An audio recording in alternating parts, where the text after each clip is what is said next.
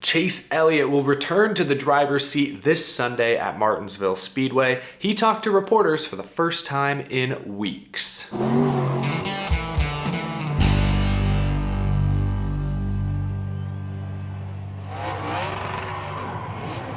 How's it going, y'all? My name is Eric. Welcome to Out of the Groove.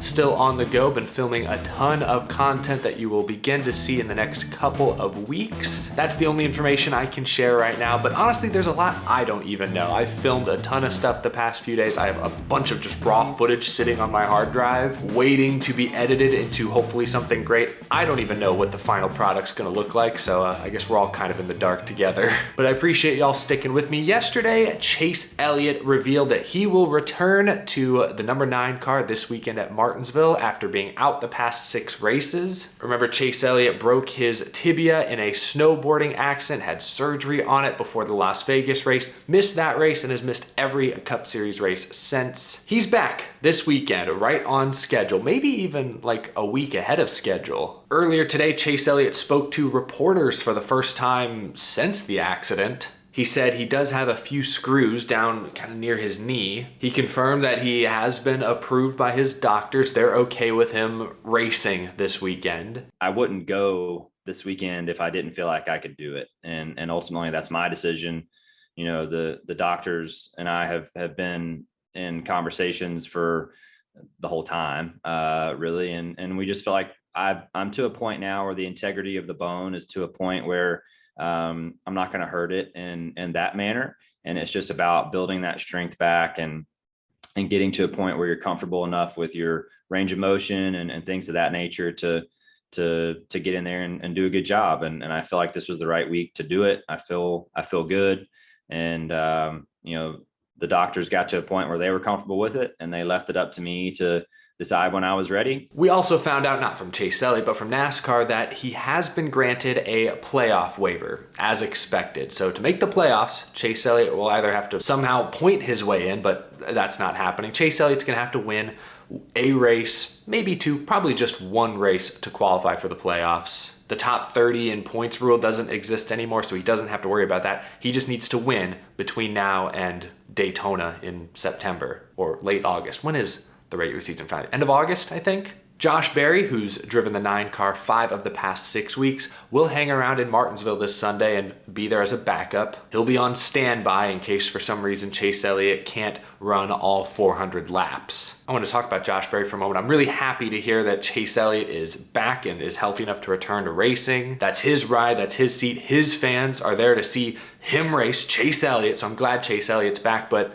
in the back of my mind, I can't help but think, what if Josh Berry got to race that car at Martinsville? Josh Berry's a short track guy. You look at how he's done at the shorter ovals the past few weeks. He got a top 10 at Phoenix, and thanks partially to some strategy, but he finished 2nd at Richmond. I'm not saying Josh Berry would have won this weekend at Martinsville, but I think a top 5 or top 10 would have been on the table, and that would have been very impressive. So, you know, I'm happy Chase Elliott's back, but when they said Josh Berry was gonna sub, I was kind of looking forward to seeing what he could do in a good Cup Series car at Martinsville in particular. Doesn't sound like we're gonna get to see that, but Chase Elliott is back. Here's what he said regarding the accident, the actual snowboarding accident. I wasn't out doing anything that was wild or crazy. I don't have a cool story to tell. It was just that perfect storm that could have happened at any point in time, honestly. Of course, after Chase Elliott's injury and after he was ruled out for several races, a debate arose amongst fans, those in the industry. Should NASCAR drivers be allowed to just do whatever they want during their free time, considering there are race teams, sponsors, millions of dollars depending on them being able to compete on Sundays? I think it was a fair and just debate. I've seen fans and members of the industry come down on both sides. Some have said, no, you can't restrict these drivers at all. They've got to be able to live their life, relieve stress. Others have pointed out that star athletes in other sports often have clauses in their contracts preventing them from doing dangerous activities in their free time, and suggested there may be other ways for drivers to still scratch that itch. At first, I was kind of on the fence. I lean more towards you gotta let drivers do what they want to do. I believe race car drivers are a different breed. I think whatever that is in the back of their brain that draws them to snowboarding, cycling, any sort of physical or potentially dangerous activity, whatever that is in their brain that draws them to those things is the same thing that I think makes them a great race car driver. To be a race car driver at all, you have to be comfortable with risk, with thrill, with danger. My theory is if you want your driver to be at his very best on Sunday, you've got to let them exercise that part of their brain during the week, throughout the year. Maybe it's not the most scientific argument, but that's my argument. And I think Chase Elliott, I don't know if he'd use the exact same words I'm using here, but I think Chase Elliott agrees. You have to enjoy your life and go and do things that are a nice escape from this every week. There's a lot that goes into the racing thing, and I think you have to have that way to escape and let your mind rest a little bit.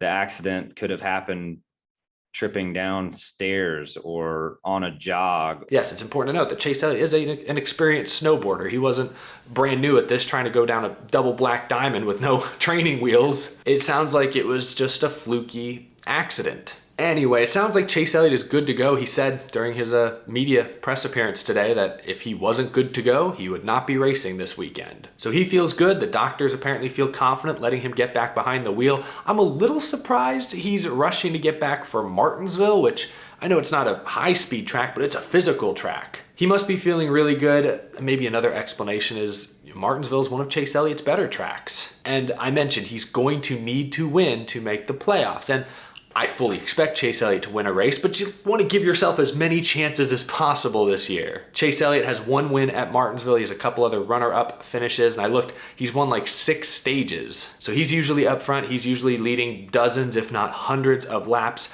My expectations this week are tempered a little bit. A top 10 would be great, but who knows? If he gets into a rhythm, if they're able to get him comfortable behind the wheel in that seat, then Chase Elliott could very easily contend for the win. We saw how fast William Byron, another Hendrick car, was at Martinsville in the spring last year. The conditions are going to be quite a bit different, I think, on Sunday. I don't think it's going to be nearly as cold as it was a year ago, so we'll see how that changes things. But Chase Elliott, he's going to make the playoffs. I don't think he wins Martinsville this weekend, but Chase Elliott will win a race sometime between now and August. He's going to make the playoffs, no doubt in my mind.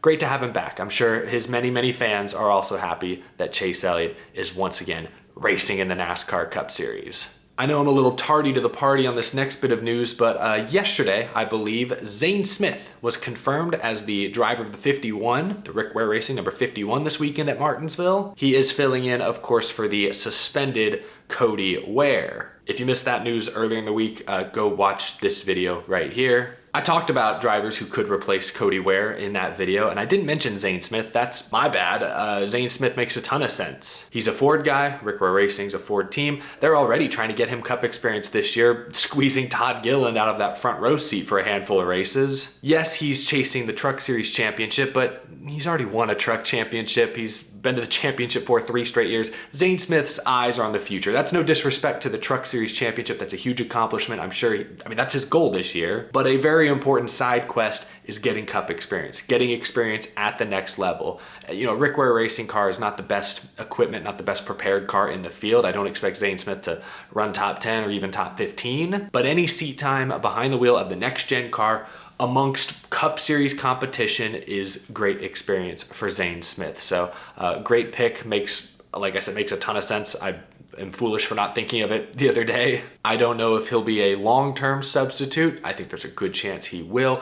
We don't know how long Cody Ware is going to be out of the seat. The legal process has to play out, but if Cody Ware is out of that seat for a long, long time, I bet Zane Smith makes the bulk of the starts in that 51 car. Of course, there's some weeks he's going to be driving the 38, so Rick Ware is still going to have to pick a few different drivers later in the season.